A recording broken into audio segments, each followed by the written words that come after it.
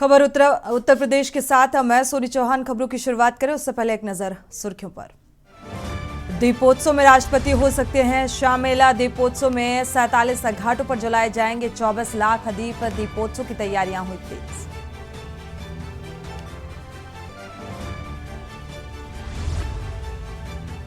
तो मेरठ के नरेंद्र खजूरी बने प्रदेश उपाध्यक्ष। 12 उपाध्यक्ष, 30 महासचिव और 36 प्रदेश सचिव, 31 कार्यकारिणी सदस्य शामिल।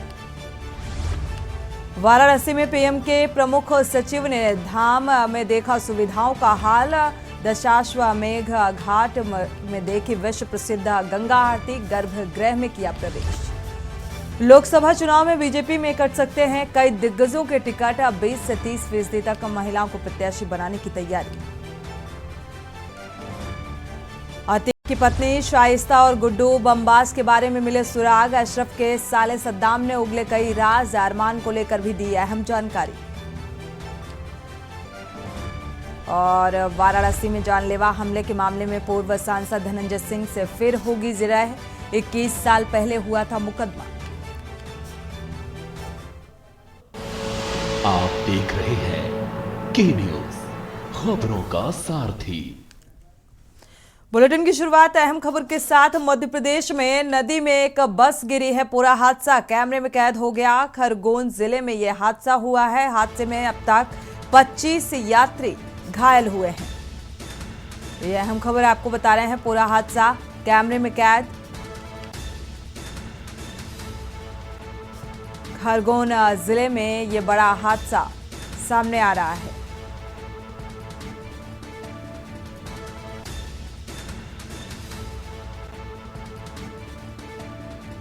तो अनियंत्रित होकर बस गहरी खाई में जा गिरी और ये पूरा वाकया कैमरे में कैद हुआ है। ये जो तस्वीरें सामने आ रही हैं खरगोन जिले की हैं। खरगोन जिले का यह हादसा। तो हादसे में करीब 25 यात्री घायल बताए जा रहे हैं। तो मध्य प्रदेश में नदी में यह बस जाकर गिरी है। जाते हुए ये बस जिस तरीके से तेज रफ्तार के साथ अनियंत्रित होकर तस्वीरें देखिए नदी में किस तरीके से गिरती है। इसमें 25 यात्री करीब सवार होते हैं जो घायल हो गए हैं और घायलों को उपचार के लिए अस्पताल में भर्ती कराया गया है। मध्य प्रदेश में की ये तस्वीर सामने आ रही है जहां पर अनियंत्रित होकर तेज रफ्तार से ये बस जा रही है और ये देखिए जरा किस तरीके से ये नदी में गिर जाती है। तो पूरा हादसा, ये पूरा वाकया कैमरे में कैद हो रहा होता है। जो ये तस्वीरें सामने आई कि किस तरीके से बस अनियंत्रित होकर नदी में गिरी।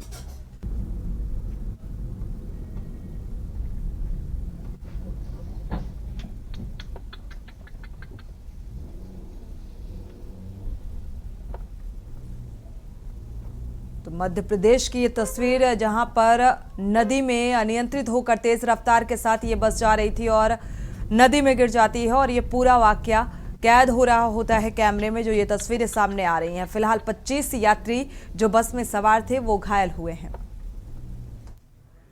बढ़ते आगे, दुर्ग, बिलासपुर और दिल्ली पुलिस को एक बड़ी सफलता हाथ लगी है। आपको बता दें कि स्मृति नगर में एक 18 किलो सोना पकड़ा गया है। आरोपी ने चोरी की वारदात को अंजाम दिया। दिल्ली में चोरी के बाद भिलाई में यह आरोपी छिपा हुआ था।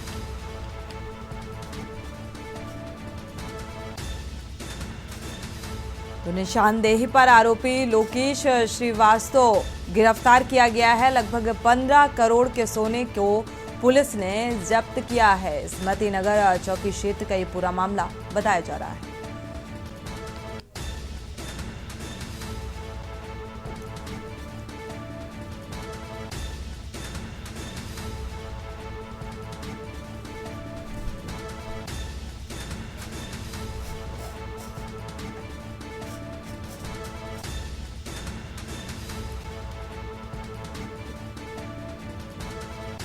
तो स्मृति नगर में दरअसल ये 18 किलो सोने के साथ आरोपी की गिरफ्तारी की गई है।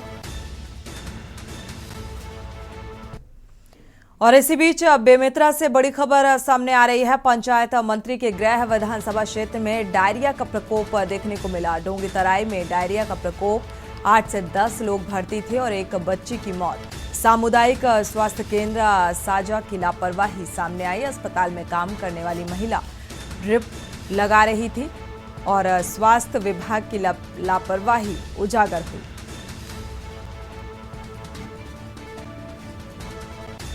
तो आला अधिकारियों ने इस बात का निरीक्षण भी किया है। पानी की टंकी से सप्लाई हो रही थी, पानी की सप्लाई को बंद किया गया और अभी जो टैंकर है उसमें पानी की सप्लाई होगी। ग्राम पंचायत डोंगीतराई वार्ड क्रमांक संख्या जो 9 का मामला ये बताया जा रहा है। जो तस्वीर सामने आ रही है, मौके पर पहुंचकर हालांकि इस पूरे मामले की जांच पड़ताल की जा रही है आला अधिकारियों के द्वारा।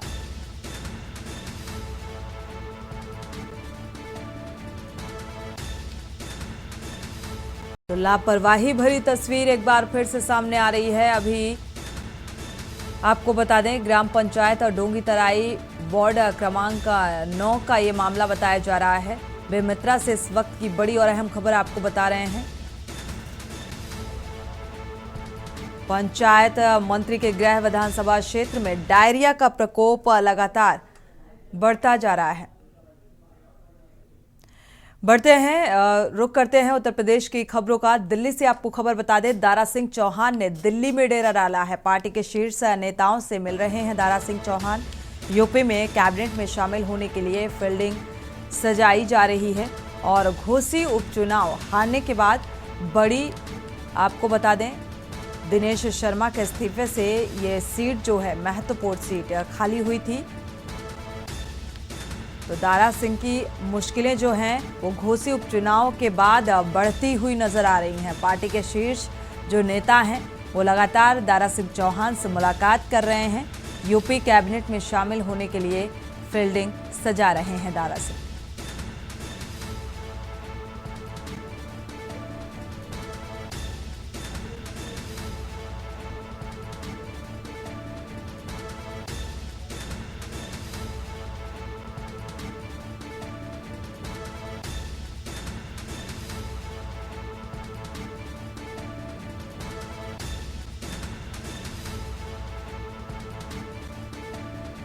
तो यूपी कैबिनेट में शामिल होने के लिए ये पहल होती नजर आ रही है। दारा सिंह की घोसी उपचुनाव हारने के बाद दारा सिंह की मुश्किलें जो हैं वो बढ़ती नजर आ रही हैं। चुनौती बड़ी है। पार्टी के शीर्ष नेताओं से लगातार मुलाकात दारा सिंह चौहान की। बढ़ते आगे, अयोध्या से आपको खबर बता दें, श्री राम मंदिर के लिए बने नक्काशीदार दरवाजों के लगने का परीक्षण भी शुरू हो चुका है। गणतंत्र दिवस पर रामलला के दर्शन मिलने शुरू होंगे। तो राम मंदिर में गर्भगृह में विराजमान रामलला के दर्शन अब आसानी से मिल सकेंगे। पीएम नरेंद्र मोदी के हाथों मंदिर की प्राण प्रतिष्ठा होगी। तो प्राण प्रतिष्ठा को लेकर तैयारियां शुरू हो चुकी हैं, क्योंकि जो अंतिम रूप है उसे देने की जो रफ्तार है वो तेजी के साथ रफ्तार पकड़ता हुआ ये काम नजर आ रहा है। अंतिम रूप देने की पूरी तैयारी। राम मंदिर में गर्भगृह में विराजमान रामलला के जो दर्शन हैं वो अब दर्शक कर सकेंगे, जो श्रद्धालु हैं वो कर सकेंगे और प्रधानमंत्री नरेंद्र मोदी के द्वारा ये प्राण प्रतिष्ठा का कार्यक्रम किया जाएगा। तो नक्काशीदार दरवाजों के लगने का परीक्षण भी शुरू हो चुका है।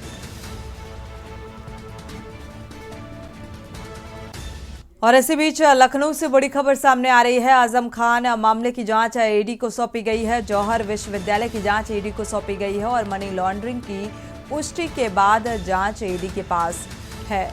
तो विश्वविद्यालय में सरकार के 6 विभागों में 106 करोड़ लगाए गए। आईटी छापेमारी में कई अहम दस्तावेज बरामद हुए हैं। आपको बता दें कि सीएनडीएस, जल निगम, पीडब्ल्यूडी ने करोड़ों के काम करवाए थे। तो एक बड़ा भ्रष्टाचार की तस्वीर ये कहा जाए सामने आ रही है और इसी अंदेशे के साथ ये छापेमारी की जा रही है। तो संस्कृति विभाग समेत कई विभागों ने काम कराए थे। सीएनडीएस ने 35.90 करोड़ रुपए का काम विश्वविद्यालय में कराया गया था और पीडब्ल्यूडी ने करीब 17.16 करोड़, जल निगम ने 46.86 करोड़ रुपए का काम कराने वाले सरकारी विभागों से सवाल अब पूछा गया है कि किस नियम के तहत निजी विश्वविद्यालय में ये जो काम है वो दिए गए थे, किस आधार पर काम की जिम्मेदारी सौंपी गई थी। तो ये तमाम ऐसे बिंदु हैं जिसको लेकर जांच पड़ताल जारी है। तो अभी ये जांच ईडी को सौंपी गई है। मामले की जांच लगातार पिछले कई दिनों से देखा जाए तो जो आजम खां के रिश्तेदार हैं उनके यहाँ भी कई बार छापेमारी की गई सीबीआई की तरफ से, और अब ये जांच ईडी को सौंपी गई है।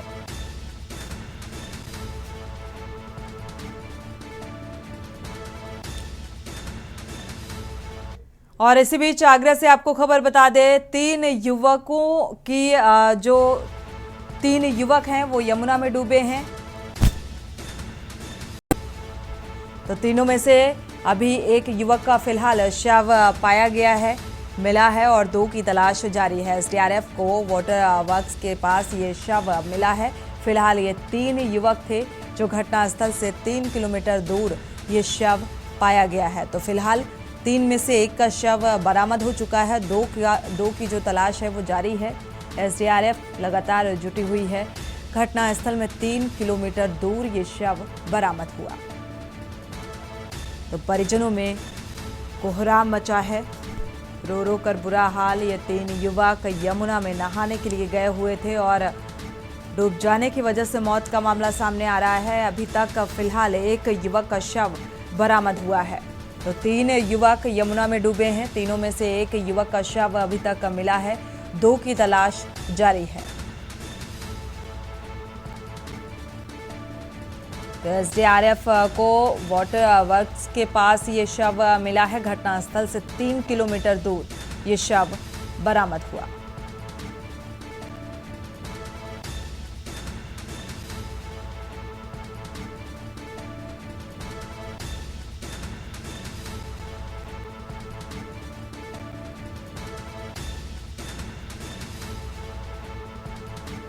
इसी खबर पर और ज्यादा जानकारी के साथ अजेंद्र चौहान जुड़े हुए हैं आगरा से, हमारे संवाददाता। अजेंद्र, क्या अपडेट है इस संबंध में? 3 युवक यमुना में डूबे, एक का शव अभी तक बरामद हुआ है, 2 की तलाश क्या जारी है? कोई सुराग लग पाया?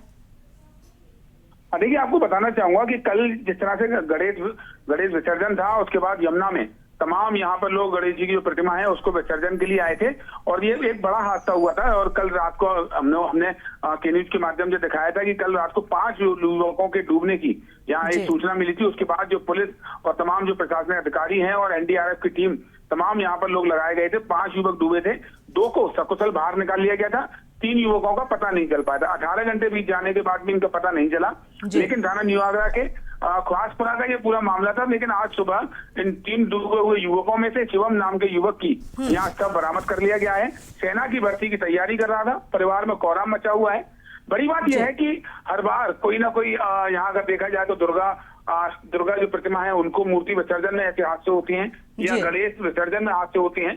प्रशासन और पुलिस बिल्कुल अजेंद्र, सवाल यही उठता है कि क्या प्रशासनिक स्तर पर कोई एहतियात के तौर पर कोई बैरिकेड्स इस तरीके का कुछ साइन बोर्ड वगैरह लगाया नहीं जाता, या कुछ ऐसे इंतजाम जो किए जाने चाहिए सुरक्षा के लिहाज से वो क्यों नहीं किए जाते हैं? और इसका नतीजा ये सामने आता है कि इस तरीके से युवकों की डूब जाने की वजह से मौत हो जाती है। सोनी, अगर बात की जाए यहाँ प्रशासन की और पुलिस की, तो मौत के बाद यहाँ प्रशासन जागता है। साफ तौर पे हम बिल्कुल मानेंगे कि तमाम जानें जा चुकी हैं। अब ये एक युवक की मौत हुई है, 2 की अभी तलाश जारी है, 1 का सब मिल चुका है। और उसके बाद प्रशासन हरकत में आएगा, एक नियम बना दिए जाएंगे और तमाम सुरक्षा की बात की जाएंगी। प्रशासन और पुलिस की ओर से अलग अलग दावे किए जाएंगे। लेकिन एक बात बिल्कुल साफ तौर से कह सकते हैं आगरा के लिए कि तमाम सैकड़ों लोगों की जान जा चुकी है, तमाम घर वीरान हो चुके हैं। लेकिन ये पुलिस और प्रशासन अपनी नींद में सोया है। कुछ घंटे के लिए नींद से जरूर जागेंगे, क्योंकि जान जाने के बाद कहीं ना कहीं असर तो सोनी होता ही है। जी बिल्कुल, एक बड़ी लापरवाही यहाँ पर प्रशासनिक स्तर पर भी देखने को मिल रही है। शुक्रिया अजेंद्र इस तमाम जानकारी को साझा करने के लिए। 2 की तलाश अभी भी जारी है, 1 का शव बरामद किया गया है, लेकिन यहाँ पर प्रशासनिक लापरवाही का नतीजा है कि इस तरीके की घटनाएं लगातार बढ़ती जा रही हैं। वक्त है एक छोटे से ब्रेक का, लौटेंगे जल्द। आप देख रहे हैं के न्यूज। खबरों का सारथी।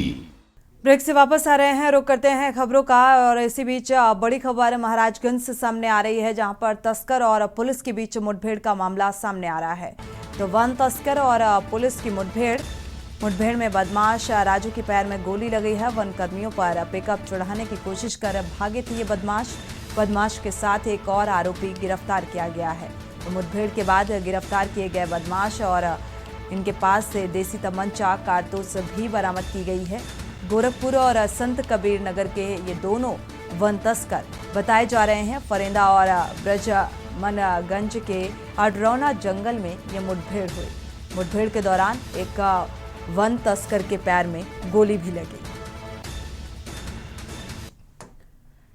इसी बीच अमेठी से खबर सामने आ रही है। घर में लगी आग की सूचना पर पहुंची पुलिस। 2 सिपाहियों ने नल से पानी भरकर किसी तरह आग पर काबू पाने का प्रयास किया। पुलिसकर्मियों का आग बुझाते हुए वीडियो भी वायरल हुआ है। लोगों ने जामों और पुलिसकर्मियों की तारीफ की। हालांकि ये काबिले तारीफ था कि समय रहते त्वरित एक्शन यहां पर नजर आया है। आपको बता दें कि जामो थाना के बलभद्रपुर गांव में ये भीषण आग लगी, जहां पर 2 पुलिसकर्मियों ने नल के पानी से आग बुझाने का प्रयास किया।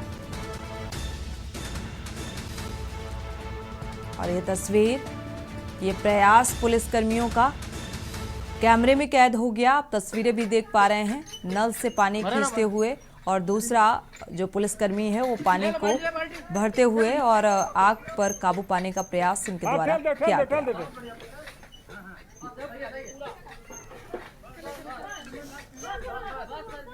अरे देखा देख है उसको अरे डंडा डंडा डंडा डंडा पनला पानी अरे उसको अरे बुझ जाएगी मरा रहा ले लो बाल्टी।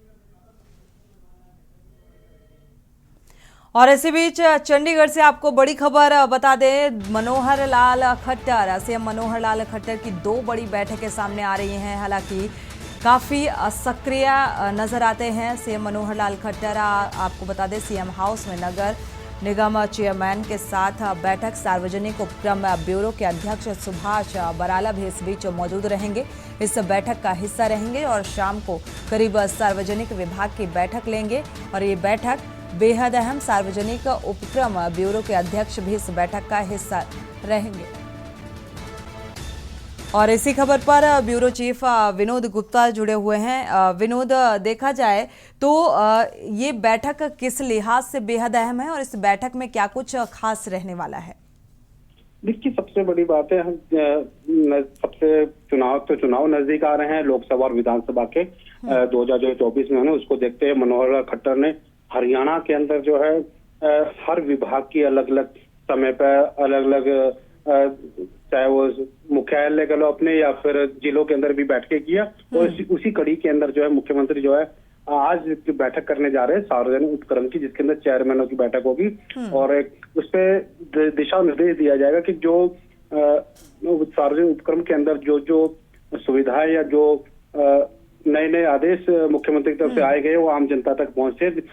कड़ी के अंदर लास्ट कड़ी में जो बंदा खड़ा उस तक पहुंचते या नहीं, उसको लेकर भी, और नए उसके अंदर किस तरह से वो सुविधाएं जो है आम जनता को, आम नागरिकों को पहुंचा, उसको लेकर है। साथ के साथ लोकल बॉडीज की जो बैठक भी होगी उसकी समीक्षा बैठक की जाएगी, क्योंकि इस तरह से हरियाणा के अंदर लोकल बॉडीज विभाग काम कर रहा है, किस तरह नक्शों को लेकर है, सरकार के रेवेन्यू को लेकर है, उसको लेकर बैठक की जाएगी। जी, निगम के साथ भी, निगम के जो चेयरमैन होंगे उनके साथ भी ये बैठक बेहद अहम मानी जा रही है। हालांकि पिछले कुछ दिनों में काफी सतर्कता देखने को मिल रही है और आगामी चुनाव के लिहाज से क्या ये बेहद अहम माना जाए, इसको लेकर भी कुछ रणनीति बनाई जा सकती है इस बैठक के दौरान? जी बिल्कुल, चाहे वो निगम के चेयरमैन हो, चाहे सार्वजनिक उपक्रम के ब्यूरो के जो अध्यक्ष है सुभाष बराला, उन सबको लेकर, क्योंकि लेकर भी है और चुनाव की सबसे बड़ी बात चुनाव को लेकर ही बैठकों का दौर जो चल रहा है। और उसमें विनोद जी, कुल मिलाकर देखा जाए तो इस महाबैठक के दौरान आम जनता के हित में कुछ फैसले निकलकर सामने आ सकते हैं और बेरोजगारी के लिहाज से भी कुछ फैसले सामने आ सकते हैं, ये कहा जा सकता है। बिल्कुल बिल्कुल, रोजगार को लेकर चाहे बेरोजगारी को लेकर हो, उनको लेकर ही बैठ के, और जी। जो सुविधाएं जो आम जनता तक पहुंचे उसको लेकर भी है। शुक्रिया विनोद जी इस समीक्षा तमाम बैठक भी है। जानकारी को साझा करने के लिए। तो इस लिहाज से फिलहाल दोनों ही बैठकें बेहद महत्वपूर्ण मानी जा रही हैं, क्योंकि आम जनमानस के लिहाज से तमाम ऐसी योजनाएं जो लॉन्च की जाएंगी, इस बैठक में रणनीति तैयार की जाएगी और उसी के तहत एक प्लान तैयार किया जाएगा। साथ ही बेरोजगारी के लिहाज से भी ये बैठक बेहद महत्वपूर्ण मानी जा रही है। बढ़ते आगे, गाजियाबाद से आपको बड़ी खबर बता दें, मौत से पहले पति ने वीडियो बनाया और फिर वीडियो रिकॉर्ड किया, फिर फंदे में झूला।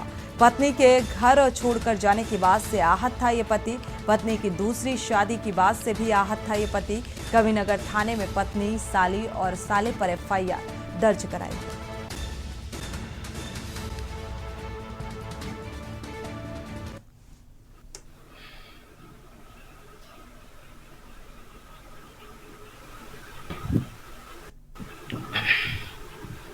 हेलो अंजू, ये मैसेज तेरे लिए है बस, ठीक है मेरी जान। और बाकी आखिरी बार शकल देख ले, कोई दिक्कत ना है। चल मैं तो फिर बिन रहा, मैं तेन एक बारी बात ना करी।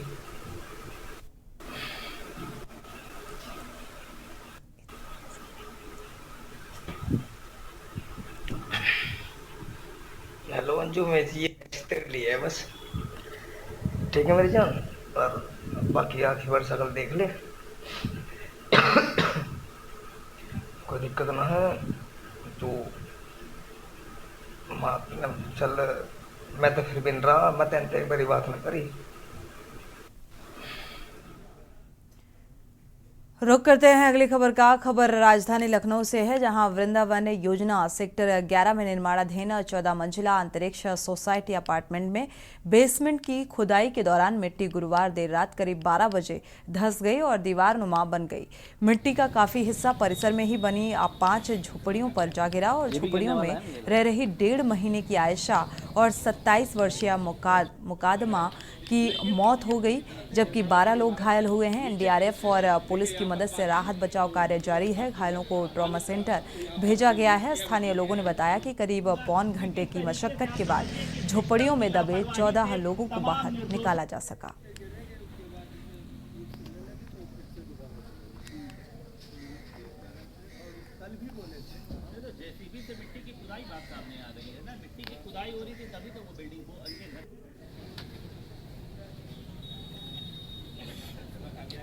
ये भी गिरने वाला है, मुझे लग रहा है। इसी के साथ बुलेटिन में फिलहाल बस इतना ही। आगे खबरों के लिए आप देखते रहिए के न्यूज़ इंडिया।